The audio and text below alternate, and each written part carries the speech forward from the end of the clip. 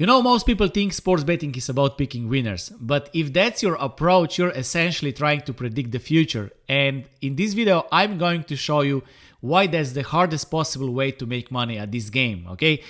Because the truth about winning at sports betting is completely different from what most people believe. And once you understand the real process that profitable bettors use, everything starts to make sense, okay? So let me walk you through the step-by-step system that separates winners from those who are stuck for years, because sports betting isn't about luck or intuition or having some magical ability to know who is going to win. I never know who is going to win, okay?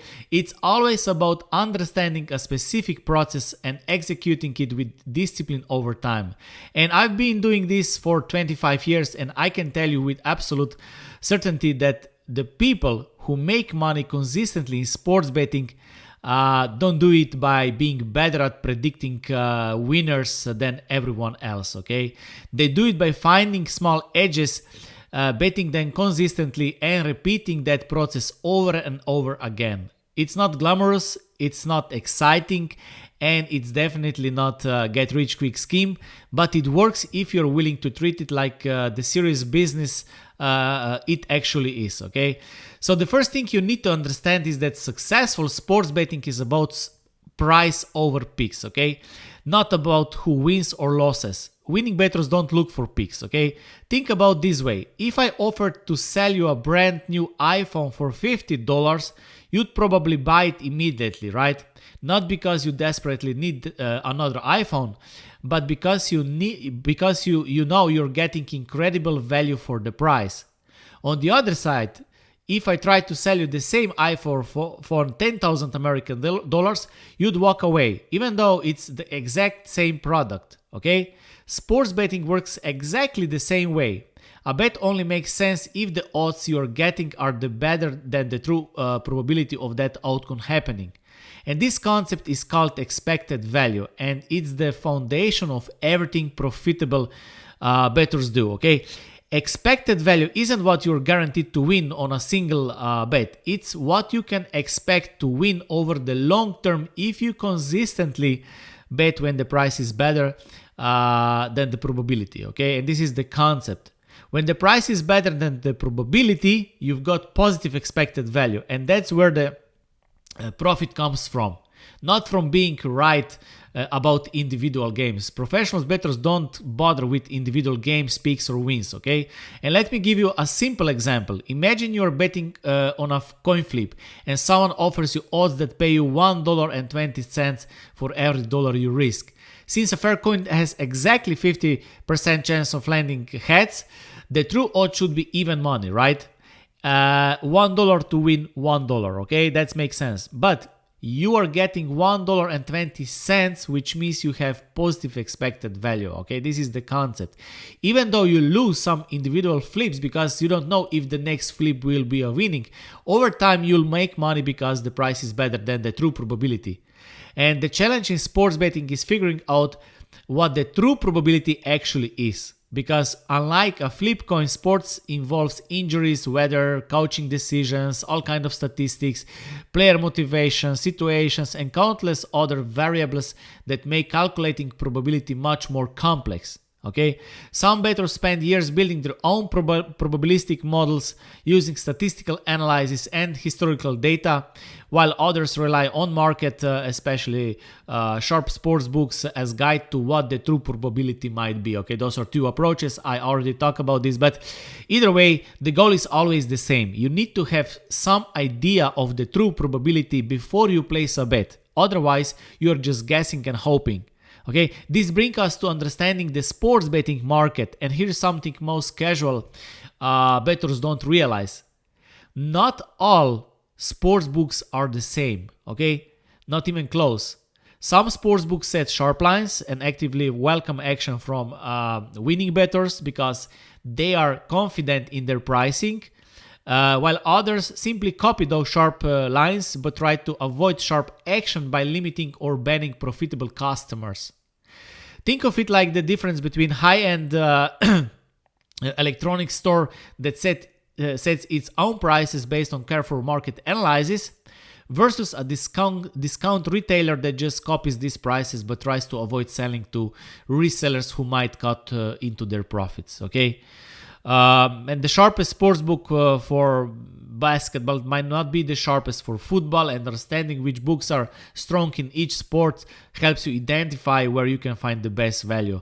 Okay, sharp books like Pinnacle or, for example, Circa typically have the most accurate lines because they attract the smartest money, while recreational books like FanDuel or DraftKings might have softer lines but will limit your action if you win consistently. That's why if you use odds screens, you use Pinnacle lines and then try to bet on soft, you will be limited. Okay, now even if you develop the ability to identify positive expected value bets, none of that matters if you don't manage your bankroll properly, because poor bankroll management kills more bettors than bad picks ever will.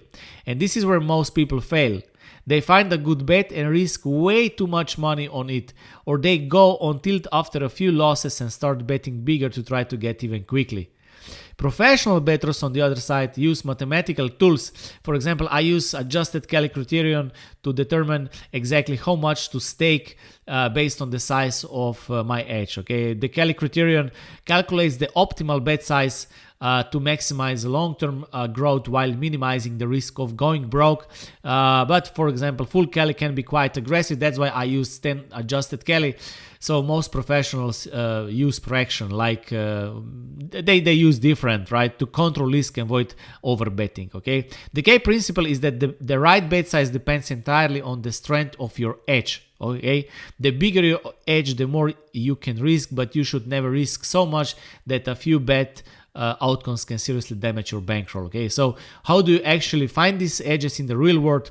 An edge is simply the gap between the true probability and the sportsbook's implied probability. Okay, my line is, let's say, minus 180. They offer me minus 110, 30. This is a value. Okay, so this is the concept, and that's how professionals bettors do. And small edges add up to big profits over time if you can find them consistently, and that's simply the process. Okay, there are essentially two approaches to finding edges. Okay, and understanding the difference between them will determine your entire strategy. The first approach is following the market. Okay, and this works by monitoring sharp books and trying to bet at softer books before they adjust their lines. As I said, if you do this, you will have another problems. Okay, but if you don't have the advanced betting skills yet, you can follow the market by using software, odds screens, or monitoring websites where you compare sharp bookies odds and sharp action, and then try to attack soft bookies before they catch up. Okay, you can also do arbitrage until you're not limited, but at least you can build bankroll. Okay, this approach can work in short term, but it has serious limitation. Soft big bookies will, of course, ban you if you're profitable. Plus, you will never really become an actual sharp bettor because you're just following the sharp bettors rather than developing your own analytical edge. And it depends how much money you can make, maybe 10K, 20K, depends. Okay. The second approach is creating your own models, your own systems, your own analysis, and this is eventually the most powerful long-term strategy. Models allow you to estimate probabilities better than the market in certain situations, and that's where the biggest long-term profits are hiding because it is your unique way to do this. Okay, the problem, of course, is that building effective models is much harder than following others. That's why most people don't do it, and that's why most people are not long-term winners. Okay, and most people don't have the passion to do these technical skills or patience required to develop their own analytical systems. But once you have the models and the skills to use them properly, you can always adjust and adapt as markets change, and they will change. Okay, and you can navigate through the betting world and win long-term regardless of what happens to your access to specific sports books. Okay, think of the difference this way.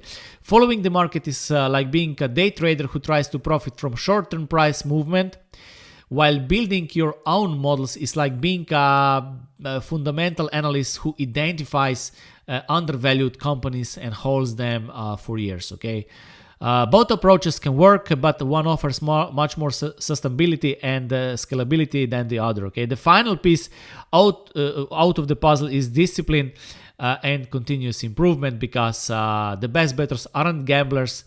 their investors. Okay, they stick to their process religiously, manage their bankroll mathematically, and constantly refine their methods based on what they learn from their results. And this is what pros do. Okay, and the discipline is what you keeps in the game when you are going through inevitable losses, and consistent improvement is what moves you ahead of the competition over times. Okay, this means tracking every single bet you make, analyzing what works and what doesn't, and being willing to abandon strategies that aren't profitable, even if you're emotionally attached to them. Okay, and most importantly, it means treating betting like a business rather than entertainment. Many times I see I'm recreational bettors. This is the stupidest thing. Okay, because you're not trying to make games more exciting or prove how you're smart. You're trying to identify mathematical edges and exploit them systematically. Okay, let me give you how the key takeaways